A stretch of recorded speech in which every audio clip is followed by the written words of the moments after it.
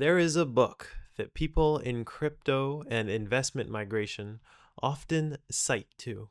It is called The Sovereign Individual, and it's by William Rees-Mogg and James Dale-Davidson. The book was published in 1997, 11 whole years before Satoshi Nakamoto published the Bitcoin white paper, but it was able to guess 11 years ago the emergence of cryptocurrencies before they even existed. So it was either sheer luck or incredible foresight by the authors that predicted this, that crypto would exist in the way that it exists today, all the way back in 1997. So in this video, I'm going to talk about what the sovereign individual got right about crypto, what the sovereign individual predicted but hasn't happened or hasn't happened yet.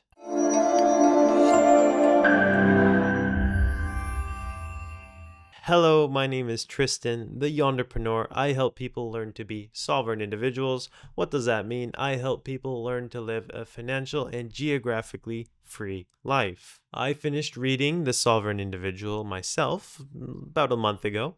It is an amazing book, very, very important if you want to be in the space of cryptocurrencies, if you believe that the debt that Western nations are accumulating will become a serious problem down the line, and you just want a general understanding of what could be happening in the future.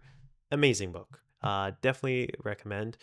You can listen to it for free if you have Spotify Premium. So if you do, I recommend checking it out. Although published in 1997, the events that they predicted in the book are very relevant and are actually happening in today's economy. From the debt crisis in 2008 to nations increasing their taxes on their citizens, to migrant crises, to governments locking their own citizens in their own countries, and the emergence of a digital economy, the sovereign individual is able to make accurate guesses about the economy of today over 27 years ago now. Of all the things that they got right in their predictions in the sovereign individual, nothing is more accurate than their predictions about the rise of digital currencies in a digital economy, this being Bitcoin and other cryptocurrencies. The book goes into great depth about the digital economy, and I quote from the book, "Cyberspace is the new frontier of freedom." It predicted that the new largest economy of the future wouldn't be some nation state like the United States or China or the EU.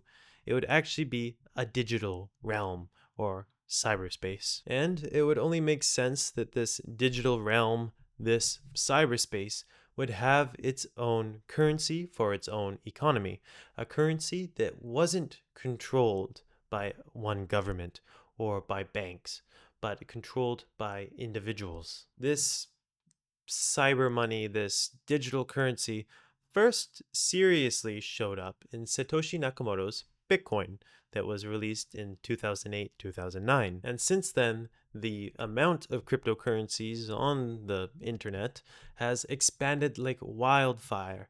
There are now thousands, if not millions, of random cryptocurrencies on the internet that you can actually purchase, buy, mine, stake, or acquire in some other way. Each being, a little bit unique in some certain way, others having more utility than others.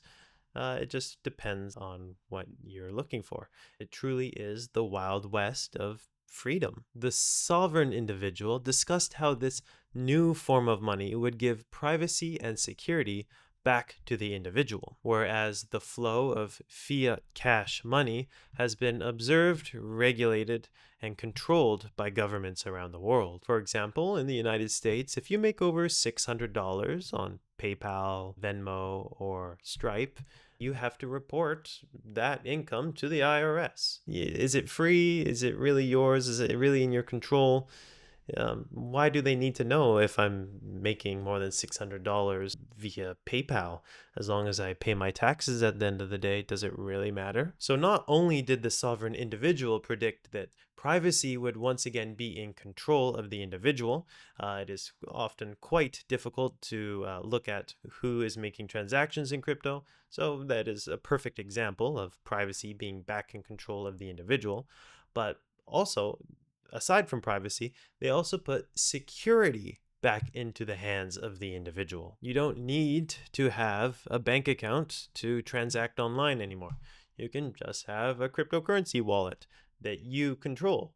The only person who has access to your own wallet can be you if you choose to do non-custodial wallet, of course. If you do something like Coinbase, then it's a little bit more like a bank account.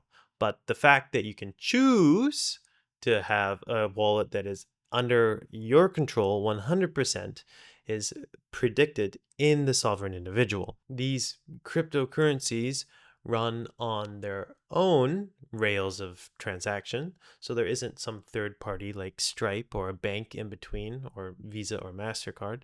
And I'm not saying that Visa and MasterCard and Stripe are all going to go bankrupt.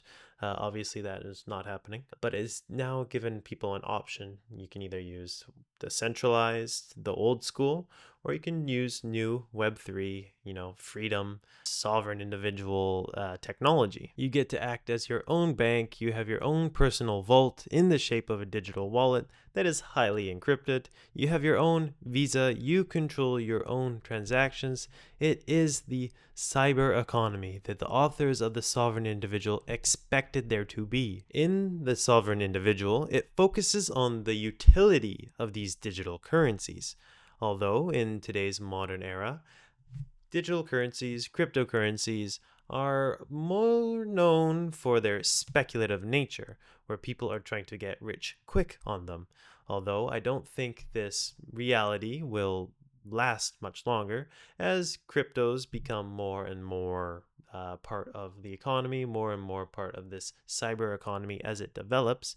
The volatility in cryptos, especially things like Bitcoin and Ethereum, will slowly become less and less, and it'll be more like something like gold that only moves a few percent. This is really the utility that people who know crypto are passionate about, and this is the utility that the authors of The Sovereign Individual were talking about when they guessed that there would be a digital currency in a digital realm, in a digital economy. I think the predictions of The Sovereign Individual are largely coming true, especially when it's about the cyber economy and digital currencies. And I think their predictions about the death of nation states is happening, but not as quickly as they anticipated.